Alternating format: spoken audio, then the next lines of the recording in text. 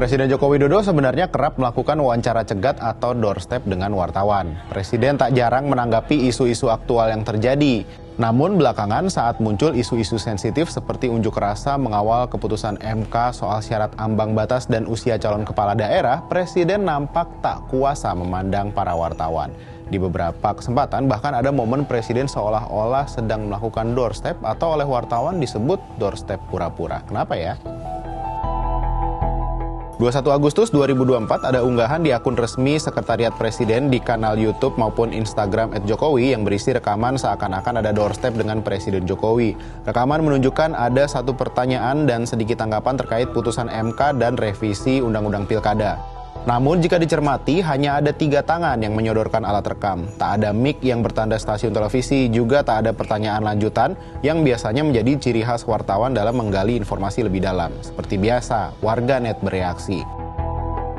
Rekaman pura-pura doorstep serupa muncul kembali Selasa 27 Agustus 2024 saat Jokowi mengomentari unjuk rasa terkait DPR yang tak menggubris putusan MK. Sebelumnya pada 12 Juni 2024 juga muncul doorstep ketika Presiden Jokowi menyuarakan larangan dan bahaya judi daring. Bahkan jauh sebelum itu pada 26 Januari 2024 kanal YouTube Sekretariat Presiden mengunggah video keterangan pers Presiden Jokowi terkait Undang-Undang Nomor 7 Tahun 2017 tentang Pemilu. Melihat latar belakang hiasan dinding seperti terlihat di video, rekaman yang berisi penjelasan Presiden Jokowi tersebut dilakukan di ruang teratai Istana Bogor. Dosen Ilmu Komunikasi Universitas Pelita Harapan, Emrus Sihombing, menyebut perilaku komunikasi Presiden Joko Widodo tak lepas dari penilaiannya atas persepsi publik terhadap dirinya. Saat ini persepsi publik terhadap Presiden Jokowi dalam kondisi negatif setelah pemilihan presiden dan menjelang pemilihan kepala daerah.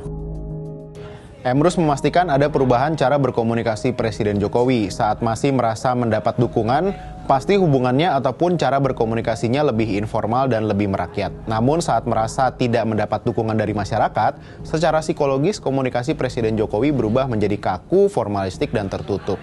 Dengan penilaian publik yang negatif dalam konteks demokrasi, menurut Emrus, Presiden Jokowi semestinya membuka diri. Presiden tak bisa mengatakan putusan MK dan tindak lanjut dalam bentuk revisi Undang-Undang Pilkada sebagai urusan legislatif dan yudikatif. Sebab sebagai kepala negara dan kepala pemerintahan, segala sesuatu menjadi tanggung jawab Presiden. Apalagi dalam urusan revisi Undang-Undang Pilkada, wakil pemerintah sudah ikut menyetujui materi revisi.